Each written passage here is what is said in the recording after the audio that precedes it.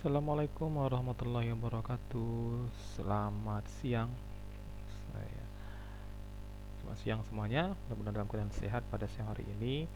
Nah, baik, untuk hari ini kita akan membahas materi kita selanjutnya, yaitu tentang peluruhan beta. Nah,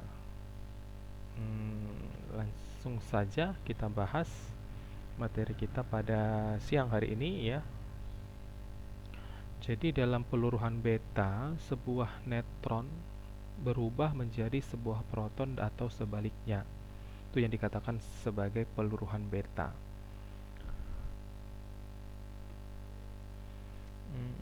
Jadi partikel yang dipancarkan disebut sebagai partikel beta.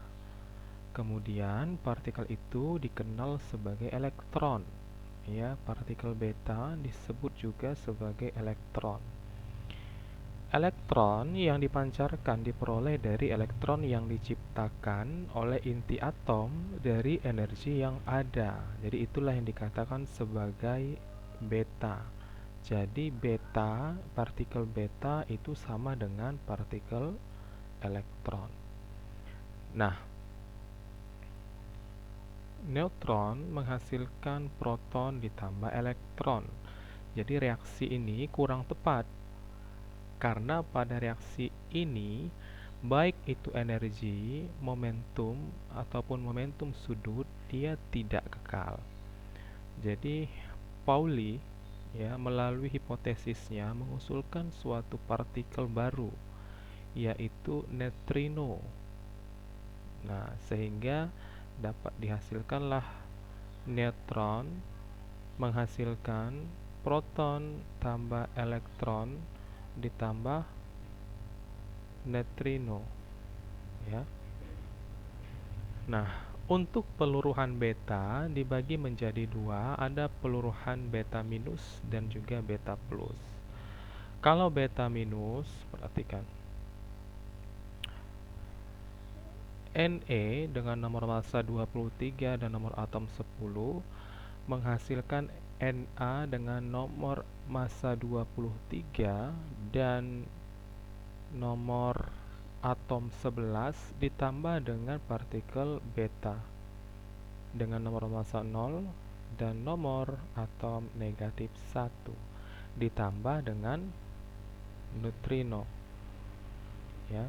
Jadi sebenarnya dalam peluruhan ini ya kita cukup melihat jumlah sebelah kiri dan juga di sebelah kanan anak panah, baik itu jumlah nomor massanya ataupun juga dengan jumlah nomor atomnya ya. Jadi coba diperhatikan di sini karena ada di sini neutrino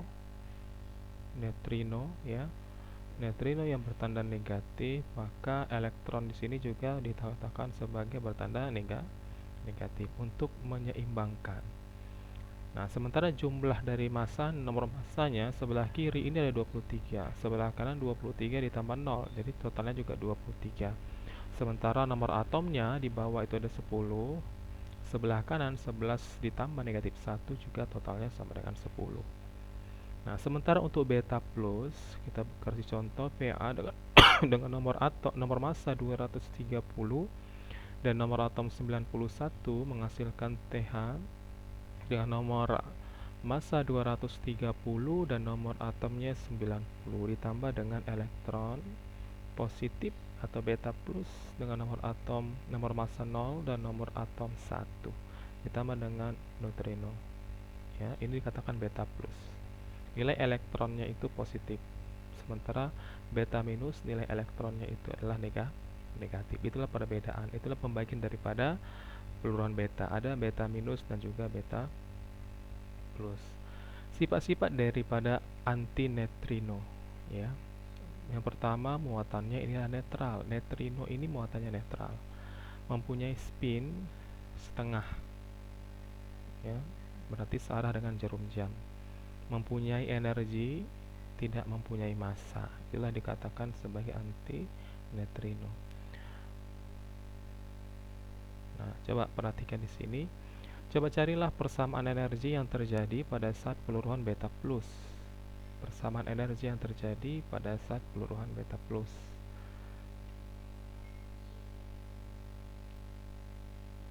Ini ada soal, ya, ada 2 soal. Silahkan kalian kerjakan. Nanti selain soal yang sudah saya buat di dalam classroom, silakan ditambahkan lagi 2 soal ini, ya, dikerjakan di buku latihan, kemudian fotokan, masukkan, ditambahkan di dalam uh, classroom, ya, di bagian kolom tugasnya. Nah, energi yang diperoleh dari efek massa berubah menjadi energi kinetik elektron dan energi neutrino. Elektron akan mempunyai energi kinetik yang maksimum jika energi neutrino sama dengan 0. Jadi energi kinetik maksimum itu sama dengan energi yang berasal dari efek massanya. Jadi energi kinetik itu sama dengan Q sama dengan X, di mana ada nomor massa dan juga nomor atom, dikurang M dikali Y dengan nomor massa dan juga nomor atom, dikali dengan 931,5 MeV. Ya, ini adalah rumus untuk mencari energi kinetik maksimum yang sama berasal dari defek massa. Peluruhan proton ini merupakan salah satu jenis peluruhan beta, ya. Jadi E+ itu sama dengan positron, elektron yang bermuatan positif, sedangkan V neutrino inilah anti dari neutrino. Jadi P inilah proton menghasilkan neutron ditambah positron, elektron positif, ditambah neutrino. Inilah rumus untuk peluruhan proton. Yang selanjutnya yaitu peluruhan gamma, tapi peluruhan beta.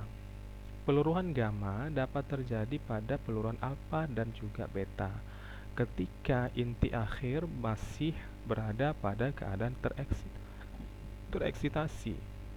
Jadi peluruhan gamma ini adalah peristiwa pemancaran sinar gamma atau foton yang terjadi ketika suatu inti yang berada dalam keadaan tereksitasi kembali ke keadaan dasar atau ground state. Jadi energi sinar gamma yang dipancarkan sama dengan perbedaan energi antara 2 tingkat energi dikurangi dengan energi kinetik yang inti yang terpental, pada inti yang terpental. Nah, ini merupakan keadaan tereksitasi. Jadi inti induknya di mana partikel beta negatif, ya, dalam keadaan tereksitasi. Kemudian turun menjadi dalam keadaan dasar, ya, di mana energi sinar gamma itu sama dengan perubahan energi dikurang ER, ya. Nah, jadi tadi E gamma sama dengan delta E dikurang ER, delta E sama dengan EI dikurang E0, kemudian ER itu sama dengan setengah dikali delta E kuadrat dibagi dengan MC kuadrat, di mana EI itu adalah energi keadaan tereksitasi, dan E0 itu merupakan energi keadaan dasar, lalu M itu merupakan massa inti mula-mula, lalu ER, ya, ER ini energi pentalan inti setelah peluruhan, lalu C adalah kecepatan cahaya, dan delta E adalah beda energi keadaan eksitasi dengan keadaan dasar. Ke pengertiannya. Nah, jadi itu saja dulu penjelasan kita pada hari ini. Mudah-mudahan dapat dimengerti semua. Nanti sudah ada tugas yang saya berikan di dalam kolom tugas. Silakan kalian kerjakan. Saya tunggu waktunya sampai habis jadwal pembelajaran kita pada hari ini, ya. Jangan ada yang tidak mengerjakan tugasnya. Oke, demikianlah. Dan kalau ada yang ingin ditanyakan, kita akan diskusikan di dalam kolom komentar, ya. Silahkan kalian ketikkan apa yang ingin kalian tanyakan. Nanti akan kita bahas. Demikianlah pertemuan kita pada hari ini. Lebih kurang saya mohon maaf. Wabillahi taufiq wal hidayah. Assalamualaikum warahmatullahi wabarakatuh. Selamat siang semuanya.